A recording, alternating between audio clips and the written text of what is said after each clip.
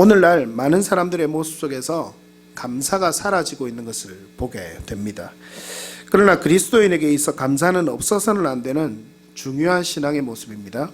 여러분 기억하십시오. 믿음과 감사는 뗄래야 뗄 수 없는 관계를 가지고 있습니다. 감사가 없이는 절대 믿음을 말할 수가 없습니다. 그래서 믿음이 있는데 감사는 없다라는 말은 모순된 말입니다. 믿음이 있는데 감사하는 모습이 없을 수는 없습니다. 감사는 믿음의 가장 확실한 증거 가운데 하나이기 때문입니다. 어떤 의미에서 감사와 믿음은 정확히 비례합니다. 감사함이 커갈수록 믿음도 자라가고요, 믿음이 커갈수록 감사하는 것도 많아집니다. 믿음이 자라면 감사도 자라고 믿음이 떨어지면 감사도 떨어진다는 겁니다. 그런데 감사의 마음은 자동으로 생겨나고 자동으로 성장하는 것이 아니라 힘쓰고 노력해야 합니다. 내 마음속에는요, 감사하는 마음이 자꾸 자라도록 해야 한다는 말입니다. 그래서 성경은 감사하라, 감사하는 자가 되라 이렇게 말씀하십니다. 오늘 시편 107편에서도 하나님은 이렇게 말씀하십니다. 뭐라고 말씀하십니까? 여호와께 뭐 하라고요? 감사하라. 여호와께 감사하라. 하나님께 감사하라. 성경에는요, 명령어가 자주 등장합니다. 명령한다는 말이죠. 기도하기를 원한다 이런 말이 아니라 뭐라고요? 기도하라, 찬송하라, 그 다음에 감사하라. 오늘 본문에 나타난 감사하라 라는 명령어도 그 중에 하나입니다. 왜 명령하실까요? 권면 정도로 될 일이 아니기 때문일 것이라 그렇게 생각이 됩니다.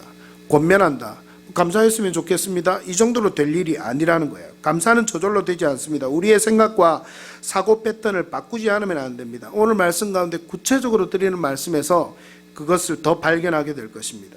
그래서 하나님은 감사를 말할 때 감사했으면 좋겠다, 누구누구야 네가 나에게 감사를 좀 했으면 좋겠구나 이렇게 말씀하시지 않고 누구누구에게 말씀하실 때, 우리에게 말씀하실 때 여호와께, 하나님께 감사하라 이렇게 말씀하시는 겁니다. 그러면서도 하나님은 그 이유를 말씀해 주고 계십니다. 도대체 감사하라고 말씀하시는 그 이유가 뭔가? 그 이유는 하나님을 향한 가장 근본적인 것들을 오늘 시편 107편에는 분명히 밝혀 말해주고 있습니다. 오늘 말씀에서 그 이유를 발견하고 진정한 감사를 회복해 나아가는 여러분이 되시기를 간절히 바랍니다. 첫 번째로 우리가 감사해야 되는 이유는요, 한번 따라합시다. 하나님의 선하심과, 말씀 노트를 보면 가로가 있습니다. 그 가로 안에 정답은요 뭐겠습니까? 하나님의 선하심과 인자하심입니다. 인자하심. 여러분, 하나님의 선하심과 인자하심 때문에 감사하라, 이게 잘 이해가 되세요? 그렇다면 제가 설교를 준비하면서 이렇게 하면 잘 이해가 되겠구나 생각을 했던 게 있습니다. 뭐냐면 반대로 한번 생각해 보는 거예요. 하나님의 인자하심이, 하나님이 만약 선하시지 않다면 우리가 어떻게 됐을까? 하나님이 만약 인자하시지 않다면 우리가 어떻게 됐을까? 여러분, 이렇게 반대로 한번 생각해 보면 되는 거예요. 이 지구상의 사람들 모두가 하나님이 선하시지도 않고 하나님이 인자하시지도 않다면 저희를 포함한 이 지구상의 모든 사람들이 어떻게 됐을까요? 제가 그것은 미리 말씀드리지 않겠습니다. 여러분, 끔찍하지 않습니까? 우리가 이렇게 살아서 하나님 앞에 나아가서 찬양할 수도 말씀을 들을 수도 없는 그런 존재가 되고 만다는 것입니다. 그래서 시편 기자는 이렇게 고백했습니다. 우리가 잘 아는 찬양이 있습니다. 주의 인자하심이 생명보다 나음으로 내 입술은 주를 찬양, 이렇게 고백하죠. 여러분, 이 가사에 보면 시편 63편 3절 말씀인데 주의 인자하심이 무엇보다 낫다고요? 생명보다 낫다고요. 여러분, 이게 무슨 말인지 이해가 좀 되세요? 여러분, 하나님이 선하시고 인자하시지 않다면 우리가 짓는 죄의 결과는 하나님 뭐라고 단언해서 말씀하셨습니까? 사망입니다. 죽음입니다. 그러니까 우리가 짓는 죄의 결과로는 당연히 우리는 죽어야 돼요. 우리는 사망해야 되는 존재들이에요. 그래서 우리는 하나님 앞에 지금 우리가 지난 주간에도 지은 어떤 악한 생각과 악한 마음, 그리고 하나님 말씀에 불순종하는 삶의 한 부분이라도 있었다면 우리는 오늘 이 자리에 나와서 멀쩡하게 예배드릴 사람이 아무도 없다는 거예요. 그런데 하나님의 근원적인 성품이 있어요. 그게 뭐냐면 하나님은 선하시고 하나님은 인자하시다는 거예요. 그래서 우리가 살아서 이 자리에 나와서 예배 드릴 수가 있는 거예요. 그래서 시편 기자는 그렇게 고백합니다. 주의 인자하심이 무엇보다 낫다고요? 생명보다 낫다. 주의 인자하심 때문에 내가 생명을 얻었습니다. 주의 선하심 때문에 내가 생명을 얻었습니다. 이렇게 살아갈 수가 있군요. 주의 인자하심과 선하심이 있으니 내가 이렇게 살아갈 수 있군요. 하나님 정말 감사합니다. 이렇게 말하는 거예요. 어떤 목사님 두 분의 인자하심에 대한 묵상의 글을 제가 보았습니다. 이 두 분의 글을 짧게 한번 소개할게요. 한 목사님이 이렇게 말씀했습니다. 나도 하나님 앞에서 먼지 같은 존재이다. 나의 죄로 벌써 죽어 마땅한 나를 예수 그리스도의 십자가의 은혜로 창세전부터 나를 택하신 하나님의 뜻 가운데 나를 구원하신 하나님의 사랑하심과 긍휼하심과 인자하심 앞에 엎드릴 수밖에 없다. 나의 죄를 따라 처벌하지 않으시고 나의 죄악을 따라 갚지 않으시는 여호와의 인자하심이 내 삶을 덮고 계신다. 오늘도 내 인생 가운데 여호와의 인자하심과 긍휼하심으로 나를 덮으시는 은혜로 말미암아 내가 사방으로 우겨쌈을 당하고 답답한 일을 당하고 핍박을 당하고 거꾸로 뜨림을 당해도 쌓이지 않고 넘어지지 않고 오직 여호와를 앙망하는 자로 새 힘을 얻은 독수리처럼 날개치며 올라가는 내 인생이 되기를 바라보게 하신다. 두 분 중에 한 목사님의 말씀이에요. 또 한 분의 목사님의 인자하심에 대한 묵상을 제가 읽어드릴게요. 여호와의 인자하심이 무엇인가? 내가 이 땅에 살 때에 값없이 은혜를 주시는 하나님의 성품이다. 내가 이 땅에 살 때에 값없이 주시는 하나님의 성품이다. 즉 내가 하나님께 무엇을 드리지 않았으나 단지 내가 어려운 마음을 토로하며 기도할 때에 하나님께서는 나의 기도를 들으시고 나의 어려움을 해결해 주시고 악한 자들의 손을 묶어주시며 기적과 같은 일로 그분의 도우심을 나타내신다. 그분의 인자하심으로 인해 내가 값없이 은혜를 입고 있는 것이다. 이 땅에 하나님의 손길이 닿지 않는 일이 있을까? 세상의 모든 일이 하나님의 손 안에 있음을 믿는다면 연약한 나의 삶 가운데 하나님의 인자하심을 믿고 구하는 태도는 지혜로운 자의 모습임을 묵상한다. 여러분, 하나님의 인자하심에 대해서 어떤 두 분 목사님이 묵상한 글의 내용입니다. 여러분, 저도 이 설교를 준비하면서 인자하심과 선하심에 대해서 도대체 어떻게 생각해야 할까? 어떻게 설명해야 할까? 말씀을 찾고 또 묵상하고 하는 가운데 그것을 깨달았어요. 인자하심이 아니면 이 시간 우리가 이 자리에 앉아서 예배 드릴 수 있는 아무 사람도 한 사람도 이 땅에 있을 수 없다는 거예요. 그래서 우리가 하나님 앞에 나와서 감사할 때 보다 근원적인 감사는 하나님 정말 인자하시죠. 하나님 정말 선하시죠. 하나님 나를 사랑하시죠. 그 놀라운 사랑과 은혜와 인자하심과 그 자비하심, 선하심 때문에 내가 하나님께 감사하며 나올 수 있는 것, 이것을 감사하면서 하나님 앞에 나와 찬양하는 여러분이 되시기를 간절히 바랍니다. 오늘 주일 아침에 날씨가 조금 꿀꿀했어요. 그래서 저는 예상을 했습니다. 여러분이 오늘 아침에 날씨가 꿀꿀하니까 예배 가운데 나오면 좀 하나님을 찬양하는 것도 조금 둔해지고 그럴 수 있겠구나. 근데 우리 마음 가운데 필요한 게 뭔 줄 아세요? 이럴 때 더 필요한 게 뭔 줄 아세요?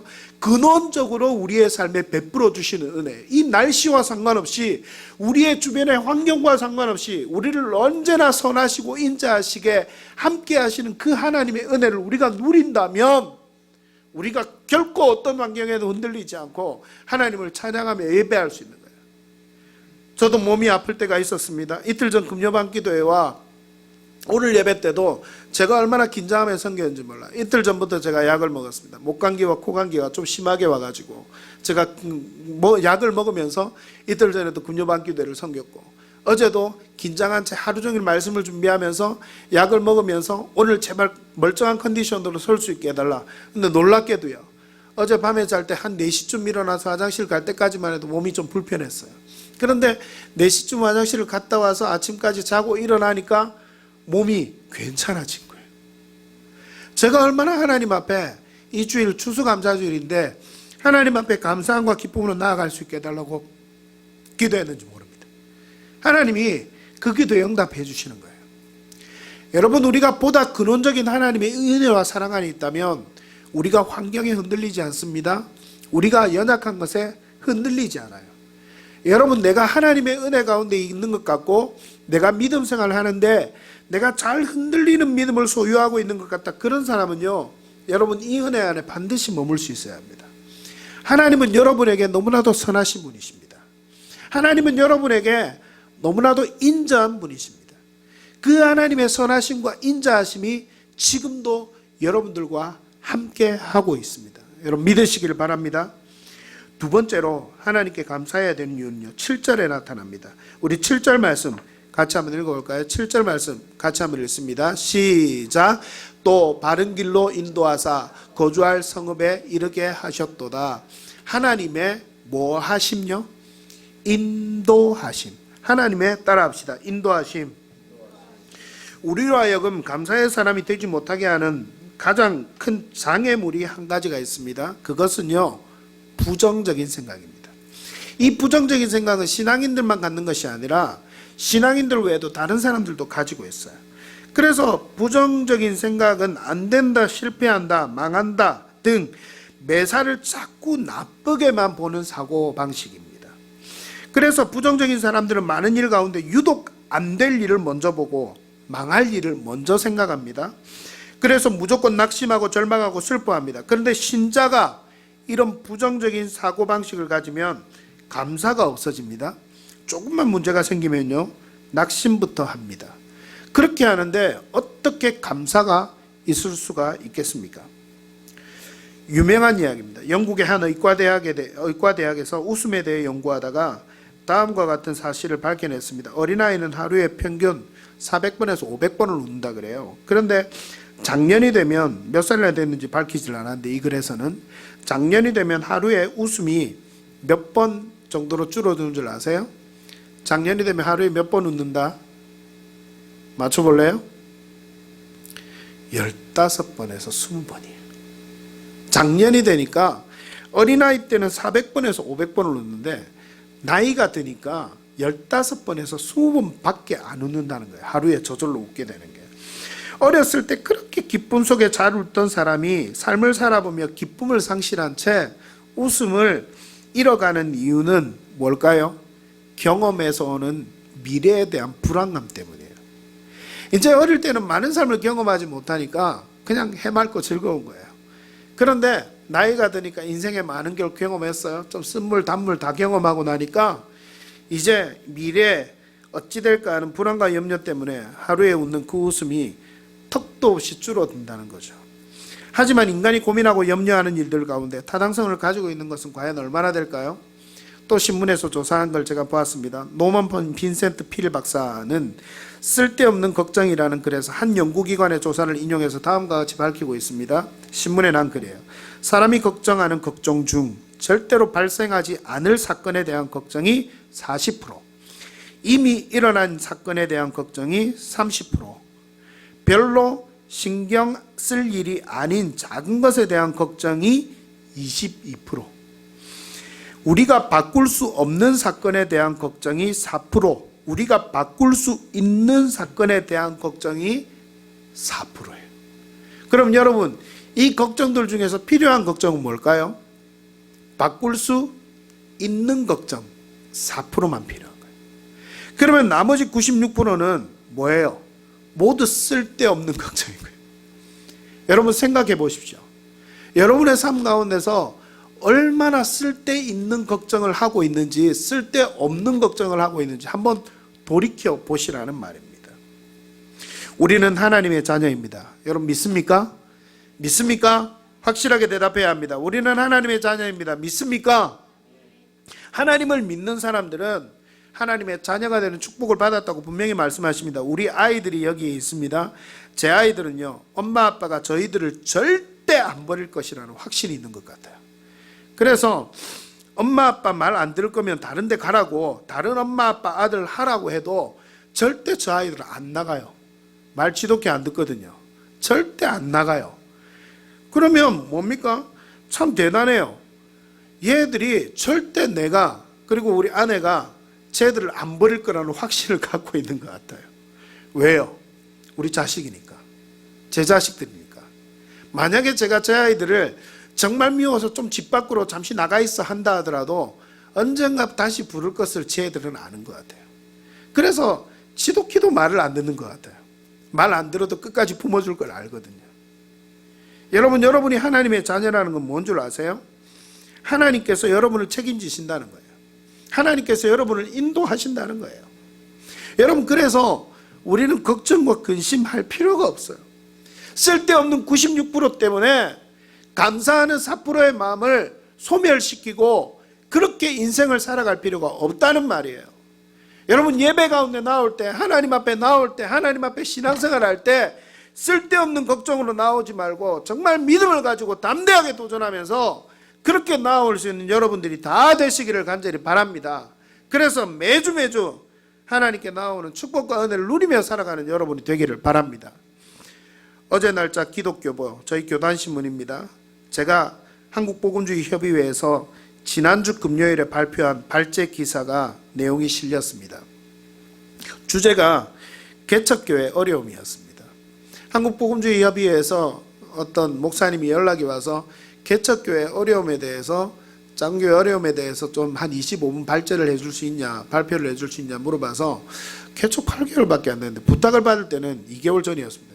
개척 6개월밖에 안 됐는데, 그리고 저보다 더 훨씬 어렵게 집안에서 시작하는 분도 있고, 그런데 저는 그래도 이렇게 예배당이라도 잘 차려놓고 시작을 하니까 그래도 나은데, 아니 제가 무슨 개척 어려움에 대해서 이야기를 하겠습니까? 그렇게 이야기를 하다가 한 2, 3일 정도 고민해서 목사님께 연락을 드려 제가 하겠다 그랬습니다. 왜냐하면 개척을 하면서 얼마 되지는 않았지만 하면서 좀 선배 목사님들, 큰 교회, 대형 교회 목사님들, 아마도 한국복음주의협의회 그날 아침 조찬 모임에 와서 한 달에 한번 기도하고 발제를 듣고 주제를 정해서 그렇게 하시는 모임인데, 그런 목사님들이 오셔서 개척교회 필요성에 대해서 또 어떻게 도와야 할까에 대해서 좀 알아야 되겠다, 그 생각이 제게 있었기 때문에 제가 개척하면서 느낀 것들을 말씀드리기 위해서 허락을 했습니다. 그리고 제가 준비를 해서 발표를 했습니다. 발표를 마치고 잘 전달이 됐나 참 궁금했어요. 그런데 밥 먹는데 같은 테이블에 앉으신 분이 우리 고신 언론사의 부국장님이 저 옆에 같이 앉으셨어요. 그래서 저하고 막 교제를 하다 보니까 나름 이제 초교파, 그 모임은 초교파 모임이니까, 그래서 그 부국장님이 앉으셔서 고신교단에 그래도 목사가 개척교회 어려움에 대해서지만, 어려움을 극복했다도 아니고 어려움에 대해서지만 그 어려움을 이야기를 한 것이 자랑스러웠던지 기사를 실어주겠다고, 목사님 사진 좀 보내주십시오. 그래서 사진을 3장을 보내드렸더니 그 사진에 대한 설명도 달고 또 신문에 무려 큰 면에 반 페이지나 그 내용을 잘 편집해서 제가 발표한 내용보다 훨씬 잘 편집해서 실어줬습니다. 제가 참 뿌듯했습니다. 그런데 가만 보니까 부끄럽기도 했습니다. 왜냐하면 좀 전에도 말씀드렸듯이 개척교회 어려움을 좀 극복하고 이런 이야기면 좋겠는데, 개척교회 어려움에 대해서 이야기해달라고 해서 저는 뭐만 적었습니까? 어려움만 적었어요. 개척교회 어려운 점만 적었어요. 그리고 하나님의 은혜 가운데서 이런 어려움들을 극복해 갈 수 있도록 그 목사님들이 주변의 교회에 좀 도움을 주시기를, 주변에 있는 작은 교회들을 좀 돌아보셨으면 좋겠다는 제언과 함께 제가 발표를 마쳤더랬습니다. 어쨌든 다행인 것은 작은 교회에 관심 있는 큰 교회 목사님들이 꽤나 많이 있다는 사실을 제가 깨닫고 너무 감사했어요. 이것도 하나님의 인도하심이죠. 하나님 은혜 가운데서 이 예드림 교회를 8개월 전에 이 땅에 세워주시고 하나님 시작해 하여 주셨는데 결코 제 뜻이 아니었습니다. 하나님께서 그렇게 인도하셨어요.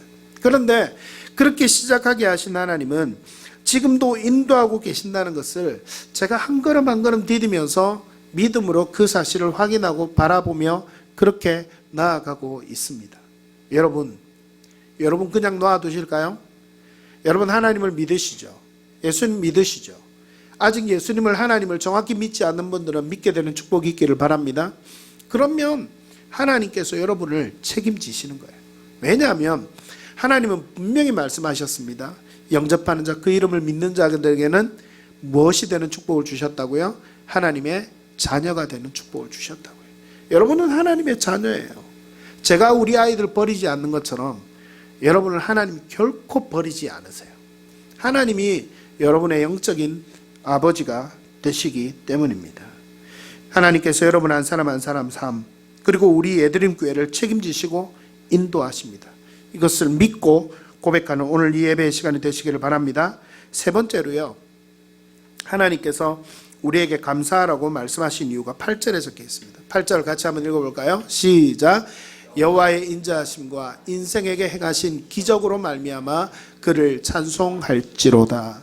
아멘. 인생에게 행하신 뭐가 있다고요? 기적이 있다고요. 오늘 내 삶에는 기적이 없는데요, 오늘 제 삶에는 아무 기적이 없어요. 하나님 믿고 수십 년이 되었는데 제 삶에는 기적을 경험한 적이 없어요. 이렇게 이야기할 분도 이 중에는 있을지 모르겠습니다. 여러분, 그러나 하나님은 기적으로 하나님을 믿는 백성들의 삶을 인도하십니다. 이 세상과 사람을 창조하신 하나님의 기적, 창조 자체가 기적입니다. 이스라엘 백성들을 애굽의 손에서 열 재앙으로 구원해내시고 구름 기둥과 불 기둥으로 그들을 광야로 인도해 가신, 가나안 땅까지 인도해 가신 하나님의 인도하심, 그것이 기적입니다. 예수 그리스도의 십자가와 부활 사건의 기적, 이것이 바로 기적입니다. 예수님이 조금 있으면 성탄절을 맞게 되는데 마리아의 몸에서 동정녀로 탄생하게 하신, 잉태되신 그것도 기적이고, 태어나서 30년 동안 아무 일 없이 살다가 33년 동안 살다가 십자가 못 박혀 죽으셨는데 죽으시고 부활하신 것, 그것도 기적입니다. 기적이 없이는 기독교는 이야기할 수가 없어요. 기적이 없이는 기독신앙은 이야기를 할 수가 없습니다. 그런데 내 삶에 기적이 없다, 예수를 믿는데 기적이 없다, 그건 새빨간 거짓말이에요. 여러분은 이미 기적 때문에, 하나님이 일으키신 그 기적 때문에 여러분 이 자리에 앉아서 믿음으로 예배드리고 은혜를 누리며 나아갈 수 있는 그런 사람들이 되는 겁니다. 이 기적은요, 우리 삶에도 여전히 유효합니다. 선교사님들의 삶의 현장, 그리고 어려움 속에서 하나님이 원하시는 것에 순종했더니 하나님이 베풀어 주시는 그 은혜에 대한 기적을 나누는 분들이 너무 많아요. 제가 이 예드림 교회를 시작하면서 나눌 수 있는 기적도 여러분에게 몇 번 말씀드렸어요. 그런 기적의 은혜도 너무 많고, 하나님 앞에 믿고 결단했더니 이 교회를 세울 수 있도록 재정적으로 하나님의 은혜를 지원해 주셔서 이렇게 시작할 수 있도록 하신 것도 놀라운 은혜였습니다. 지난 금요일에 같은 노회 개척 11년 된 목사님과 교제했는데 그분의 가정과 교회를 인도하신 하나님의 역사를 듣게 되었습니다. 그 역사도 참 기적의 역사였어요. 알 수 없는 도움, 알 수 없는 분들의 도움으로 필요할 때마다 부족함을 채워주시는 하나님의 은혜를 그분들이 경험하고 있더라고요.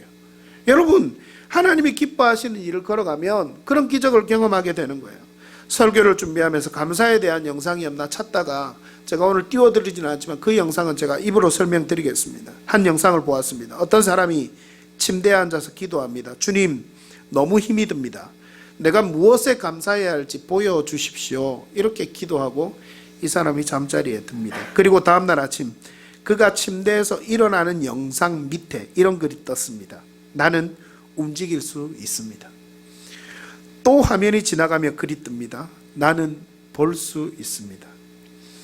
나는 움직일 수 있습니다. 또 화면이 지나갑니다.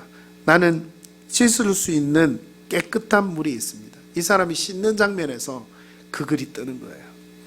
그리고 집을 나서는 화면에서는 나는 보금자리가 있습니다. 이 글이 떠요. 회사에 출근하고 커피를 마십니다. 나는 모닝커피를 매일 아침 마실 수 있습니다. 직장에 책상에 앉습니다. 나는 직장에 있습니다. 운동할 때는요, 나는 건강한 심장을 가지고 있습니다. 집에 와서 다시 앉아서 커피를 마시는데 나는 내 안전에 대해 잘 걱정하지 않습니다. 다시 잠자리에 듭니다. 잠자리에 들 때 이 사람이 침대맡에 앉아서 또 하나님께 기도합니다. 주님, 내가 무엇에 감사해야 할지 보여주십시오. 이게 영상의 끝이에요. 여러분, 우리의 삶을 돌아보면 매일매일이 기적인 것을 여러분 느끼십니까? 여러분, 우리 교회에 올 때 지금 뭐 타고 오셨죠? 차 타고 왔죠. 여러분, 안전에 대해서 걱정해요, 안 해요? 그런데 뉴스를 보면요, 똑같은 시간에 살아가고 있는데 전 세계에서 교통사고로 이 시간에 수십 명의 사람들, 수백 명의 사람들이 죽는다는 걸 여러분 알고 있어요? 여러분, 내가 안전하게 살아가는 것, 매일매일 아침에 눈 뜨는 것, 밤중에 자다가 심장마비로 천국 가는 분들, 지옥 가는 분들도 물론 있겠지만 밤중에 잠자다가 그냥 숨을 거두는 분들도 많이 있어요. 차를 타고 무사히 여기까지 온 것도, 건강하게 살아가는 것도 모두가 기적입니다. 우리 모두가 매일 하나님이 주시는 이 기적의 역사에 동참하며 살아가고 있는 거예요. 특별한 기적은 자주 있으면 안 됩니다. 특별한 기적이 자주 있다는 것은 여러분에게 뭐가 자주 있다는 거예요? 특별한 어려움이 자주 있다는 거예요. 여러분 이해되십니까? 여러분 이거 이해해야 돼요. 특별한 어려움이 자주 있어야 특별한 기적도 자주 있는 거예요. 제가 오늘 말씀을 준비하면서 이거 깨닫고 나서 제가 손가락을 튀겼어요. 아, 그렇구나. 하나님의 은혜 가운데 있어야 되는데 우리가 매일매일 하나님의 이 작은 기적을 기적처럼 느끼고 살지 못할 때에는 특별한 기적으로 하나님이 우리를 깨우치시는데, 그 특별한 기적은 뭐예요? 어려움이 있어야 가능한 거예요. 마지막으로 한 가지 더 나눕니다. 9절 말씀 한번 볼까요? 같이 읽습니다. 시작. 그가 사모하는 영혼에게 만족을 주시며 줄인 영혼에게 좋은 것으로 채워주심이로다. 아멘. 사모하는 영혼에게 뭘 주신다고요? 만족을 주시고, 줄인 영혼에게 뭘 주신다고요? 좋은 것으로 채워주시는 것이다. 이렇게 말씀합니다. 여러분 마지막으로 말씀드린 이 말씀도 잘 기억하십시오.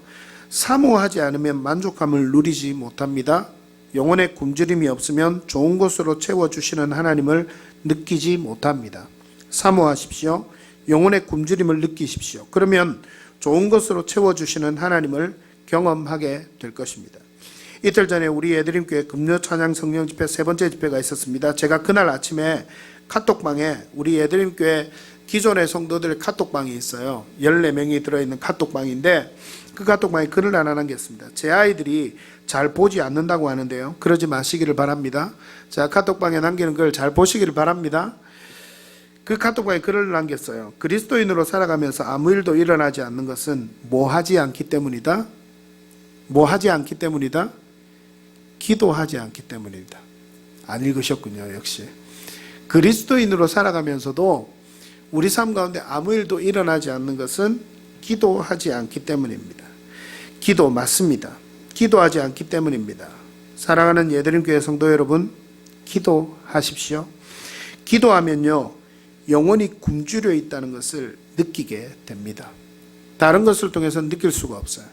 여러분이 그냥 세상을 살아가면서 잘 살아가는 것, 먹는 것, 즐기는 것, 이런 것을 가지고만 영혼의 굶주림을 절대 느낄 수 없어요.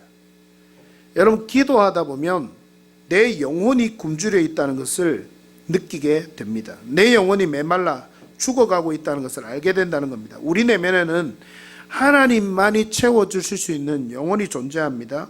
그런데 우리가 육신의 즐거움과 쾌락에 몰두해 살면 그 영혼의 목마름이 느껴지지 않습니다. 그런데 그래서 우리는 하나님 앞에 잠잠히 앉는 시간이 필요합니다.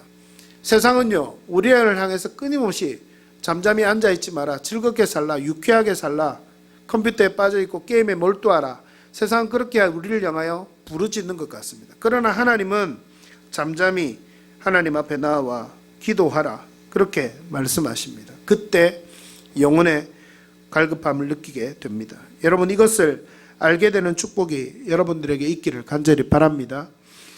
그때 영혼이 갈급함을 느끼고 그것을 발견하고 하나님 앞에 나아가 내 영혼이 목마릅니다, 갈급합니다, 내 영혼을 채워 주옵소서, 이렇게 기도하는 은혜가 여러분들에게 일어나게 되는 겁니다. 그러면 하나님은 채워 주십니다.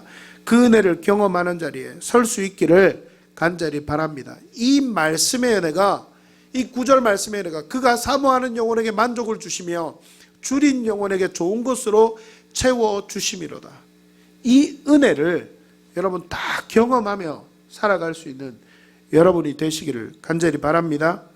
하나님께 감사를 드리는 적극적인 방법 하나가 딱 오늘 성경에 나와 있는데요, 그게 뭔 줄 아세요? 8절 말씀 다시 한번 우리 읽어볼까요? 시작. 여호와의 인자하심과 인생에게 행하신 기적으로 말미암아 그를 찬송할지로다. 뭐하라고요? 찬송하라. 하나님 앞에 이렇게 감사할 이유를 알았다면 여러분 하나님 앞에 그 감사하는 당연한 반응이 뭔 줄 아세요? 찬송이에요. 노래예요. 노래로 찬송하면서 하나님 앞에 나아가는 것, 그 반응을 통해서 하나님께 영광을 돌려드리게 되는 겁니다. 말씀을 맺습니다. 하나님께 감사하는 신앙을 가지고 있습니까? 다시 한 번 더 질문합니다. 하나님께 감사하는 신앙을 가지고 있습니까? 오늘 말씀을 왜 무엇을 감사해야 하는지 찾으셨습니까? 사랑하는 우리 애드림교회 모든 성도 여러분, 하나님은 수많은 감사의 이유를 우리에게 주셨습니다. 날마다 이 풍성한 감사의 자리에 서는 은혜가 여러분에게 있기를 간절히 바랍니다.